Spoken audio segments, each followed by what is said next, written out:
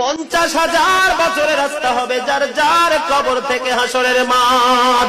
ফুলচেরাতে পুল হবে 30,000 বছরের রাস্তা। আমার উম্মত গুলো কিভাবে রে পায়ে হেঁটে তারা অতিক্রম করবে? বন্ধু নবী এমনি এমনি কাঁদেনি রে, নবী জানিয়ে দিয়েছে কাল কিয়ামতের ময়দানে উম্মত গুলো খালি পায়ে থাকবে, মাটি তো তামা থাকবে। ও বন্ধু, তাদের শরীরে কোনো পোশাক থাকবে না, উলঙ্গ অবস্থায় থাকবে।